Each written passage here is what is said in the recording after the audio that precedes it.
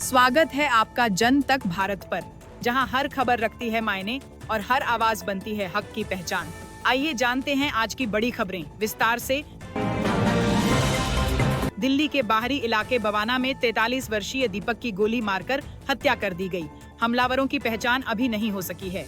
मृतक की बेटी को हाथ में मामूली चोट आई है और वह खतरे से बाहर है। बात करते हैं अगली खबर की। दिल्ली नेवल मुख्यालय में कार्यरत नागरिक क्लर्क विशाल यादव को जासूसी के आरोप में पकड़ा गया है। उसने पाकिस्तानी एजेंट प्रिया शर्मा के नाम से काम कर रही महिला को गुप्त दस्तावेज सौंपे। आरोपी अब 4 दिन की पुलिस रिमांड पर है और पूछताछ जारी है। अब चलते हैं उत्तराखंड की ओर। रुद्रप्रयाग जिले के घोलतीर में 18 सीटर बस अलकनंदा नदी में गिर गई। इस हादसे में एक व्यक्ति की मौत हो गई, जबकि 7 लोग घायल हैं। घायलों का इलाज जिला अस्पताल में चल रहा है। आइए बढ़ते हैं राज्य की खबरों की ओर।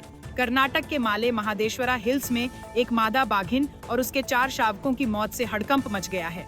वन मंत्री ईश्वर खंडरे ने इसे गंभीर मामला बताया और उच्च स्तरीय जांच के आदेश दिए हैं। पोस्टमार्टम प्रक्रिया वन्यजीव प्रोटोकॉल के तहत होगी। अब बात करते हैं गुजरात की। गृह मंत्री हर्ष संघवी ने जानकारी दी है कि भारत को 2019 world police and fire games की मेजबानी का गौरव मिला है। ये अंतर्राष्ट्रीय खेल अहमदाबाद, गांधीनगर और एकता नगर में आयोजित किए जाएंगे। उन्होंने प्रधानमंत्री मोदी और गृह मंत्री शाह का आभार जताया। तमिलनाडु में जगुआर लैंड रोवर ने एक नया असेंबली प्लांट स्थापित करने की घोषणा की है। कंपनी RS9 1000 करोड़ के निवेश से यह प्लांट बनाएगी, जिसमें 2026 तक गाड़ियों का निर्माण शुरू होगा। इससे राज्य में हजारों रोजगार पैदा होने की संभावना है। बात करते हैं यूपी की। मुख्यमंत्री योगी आदित्यनाथ ने कैलाश मानसरोवर यात्रियों के लिए RS1 लाख की आर्थिक सहायता देने की घोषणा की है। यात्रियों को शुभारंभ किट देकर रवाना किया गया है। सरकार ने सुरक्षित वापसी पर विशेष स्वागत की भी योजना बनाई है। ओडिशा में पुरी की सड़कों पर भक्तों का सैलाब उमड़ पड़ा, जब भगवान जगन्नाथ, बलभद्र और सुभद्रा रथ यात्रा पर निकले। रथों की भव्य सजावट और भक्तों के जयघोष से शहर गूंज उठा। पूरे विश्व में यह यात्रा आस्था का प्रतीक मानी जाती है। अब बढ़ते हैं राष्ट्रीय खबरों की ओर। दिल्ली में संसद की विदेश मामलों की स्थायी समिति की बैठक आज आयोजित की गई। बैठक में भारत बांग्लादेश संबंधों के भविष्य पर विशेषज्ञों से साक्ष्य दर्ज किए जा रहे हैं। यह चर्चा दोनों देशों के बीच कूटनीतिक दिशा तय करेगी। बात करते हैं सीमा सुरक्षा की। BSF ने भारत बांग्लादेश सीमा पर ड्रग्स तस्करी के प्रयास को नाकाम कर दिया। तस्करों ने नशे की खेप को इलेक्ट्रिक पोल के रूप में छुपाया था। सतर्क जवानों ने समय रहते मादक पदार्थ जब्त कर तस्करों के मंसूबे फेल कर दिए। अब एक सियासी बयान पर नजर। विदेश मंत्री S जयशंकर ने कांग्रेस पर निशाना साधते हुए कहा कि इमरजेंसी के दौर में पार्टी ने देश से ऊपर एक परिवार को रखा।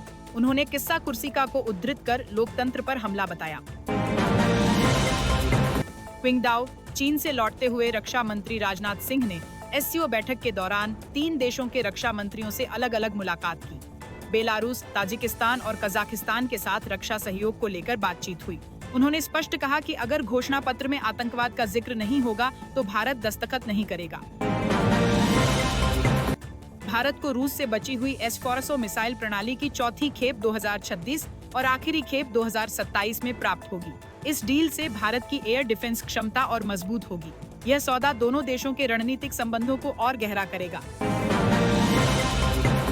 सरकार ने टाइप 2 डायबिटीज और मोटापे के इलाज के लिए मोन्जारो क्विक पेन दवा को मंजूरी दे दी है।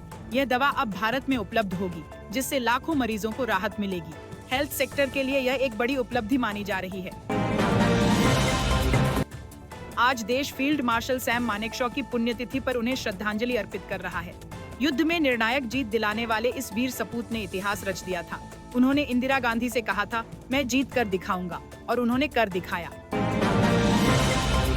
अब बढ़ते हैं अंतर्राष्ट्रीय मोर्चे की ओर। पाकिस्तान के रक्षा मंत्री ने चौंकाने वाला खुलासा किया है कि चीन ने भारत की एयर डिफेंस प्रणाली और मिसाइलों की जानकारी इस्लामाबाद को दी है। उन्होंने कहा कि चीन को भी भारत से समस्या है, इसलिए दोनों ने सूचनाएं साझा की।